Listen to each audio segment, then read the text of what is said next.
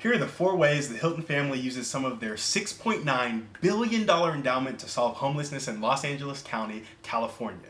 So it all started with this tagline, love one another, for that is the whole law. Because Conrad Hilton wrote that in his will. Of course, that begs the question, what does it mean to love one another? For that, we look to their purpose. The foundation was started in 1944 with the goal of relieving the suffering, the distressed, and the destitute. Their methods include prioritizing people experiencing long-term homelessness, emphasizing permanent housing and services, making systems people-centered, and sharing best practices with other cities. The Hilton Foundation gave out $435 million in 2022 alone, and that's a foot in the sand saying we're going to create impact. So, impact's happening right now. Don't get caught thinking too small and miss the boat of fulfillment that comes with it. So, how did the Hiltons build their wealth? Well, Conrad Hilton founded the Hilton Hotels Corporation in 1919. Let's take a second here and just appreciate that the man was being so entrepreneurial way back in the day. I mean, 1919 was that after the First World War, before the Great Depression, before World War II. The thing I love about entrepreneurship is that it's been going around since day one. I mean, people were moving up the social ladder in ancient civilizations because they were going around being creative and solving people's problems. And so he started this whole corporation with a single hotel in Cisco, Texas. He expanded it by acquiring more properties. Let's take another pause, point out the fact that your boy Hilton, Conrad, if you will, grew through acquisition. People buy cash flow, which is something we're not taught in schools, but it is the primary engine of business growth. And so where he bought it, it was small town vibes. Like, it was very blue ocean opportunity. And if you guys aren't familiar with what that is, when you're in the water and there are sharks in the water, sharks in the business world, they see an opportunity, they all chomp at it, the water gets very bloody. So there's bloody water and there's blue ocean water. The opportunity where the sharks have not seen it yet. When you go to that type of opportunity, you can start to build an empire like Conrad Hilton did. And so he went to the small town vibes, bought up some hotels, and he used creative financing to get the hotel. So I don't know what was going on back then, but I guess the banks weren't financing how they are today. And he negotiated with the hotel owner to put 25% down and have payments cover the mortgage of $20,000. So he put 25% down, which I guess is what, 4K, 5K, which was a lot of money back then. Then he covered the mortgage with the payments of the property. Very much like real estate works today. We're all very familiar with that concept.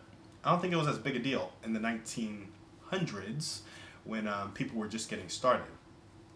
But it just goes to show that not only is he buying income, but he's using leverage to do it. He's not just buying something cash for $100,000 and getting $2,000 back. He's increasing his returns and taking advantage of opportunity through the leverage of the real estate and buying opportunities that have immediate cash flow to pay down debt. He's not buying a hotel where he's going to have to come out of pocket to pay that debt. He bought a hotel that had immediate cash flow. The other thing he did was he took the leap. He saw an opportunity and he left his already successful career as a banker to capitalize on said opportunity.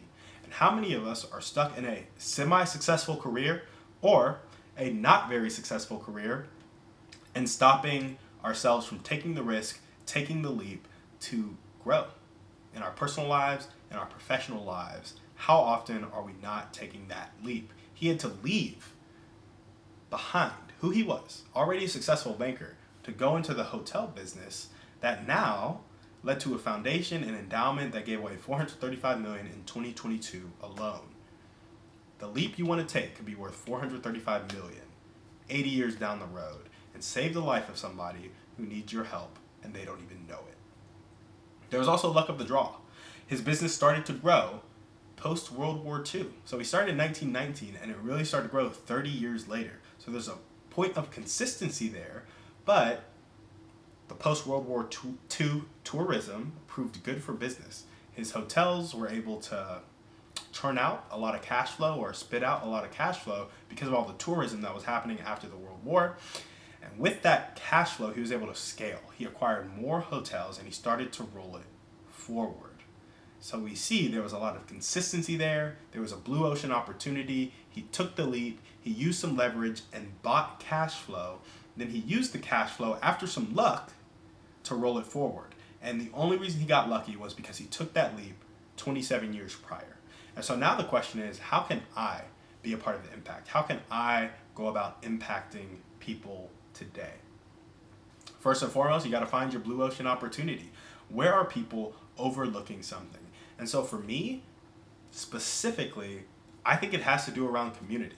So many people in the world today are lonely because they're not in community. They're not doing something together. They're not on a mission together. And so now when I think about all my business opportunities, I try to put community at the center of it.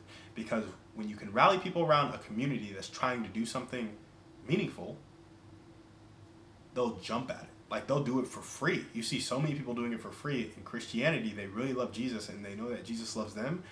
They do so much for free. And I think a good business idea that touches our hearts will do the same thing. Second thing, you got to get creative. How can you work with the current owners to close the deal? Your best private money partner or private money lender is the owner of the asset. Get some seller finance from them, understand their problems, see how you can create a win-win situation based on their needs. What do they want? Ask them that question, make sure you understand it, and then create a scenario where they're getting exactly that and you're winning as well. How do you win? You buy immediate cash flow. So work with them to create the scenario they want, but make sure you're getting cash flow yourself. Do not speculate. Don't put yourself in a position where you're going to have to be coming out of pocket from your salary or from the bank or borrowing from family. Don't do that. Just know that when you purchase this asset, you're going to be cash flowing day one. That's how people buy businesses. That's how people should buy real estate. That's how we should be buying everything. The next thing is to take the leap. Bet on yourself. Get that blue ocean opportunity. Make sure you're buying cash flow. Make sure you're doing it creatively. And make sure you are taking the leap. Betting on yourself. And when you bet on yourself, don't go alone. Incorporate others. Get a team in the beginning and set the framework to scale. He started with the owner and he figured out what the owner wanted. He got creative with that financing and it helped him grow how he wanted to grow. He was able to scale once he got a little lucky. But for you, set the framework. Don't go it alone. Maybe it's a couple partners. Maybe it's some community investing. Maybe it's pooling capital. Maybe it's pooling our efforts together. But make sure when you're doing this community investing that you have an ownership stake. You're getting equity, you're getting revenue, and you're getting exactly the things you need to be getting in order to compound your future forward, which is not a salary. You don't compound on a salary, you compound based on ownership. So if you want to impact people right now, make sure to do those things. I'm going to forget them right now, but I'm going to try and recap them for you guys. Make sure you get your blue ocean opportunity. Make sure you do some creative financing. Make sure you take the leap. And make sure you're working with people. You're doing the community investing. You're working with the owners. You're making sure you're not going it alone. And when you're doing all of this, you'll be able to start cash flowing in a way where you can use money as a tool for impact, because that is the only thing that money is good for. And that's what we got for you guys today on the show. Thank you so much for watching. We'll see you on the next one. And on that note, we're out.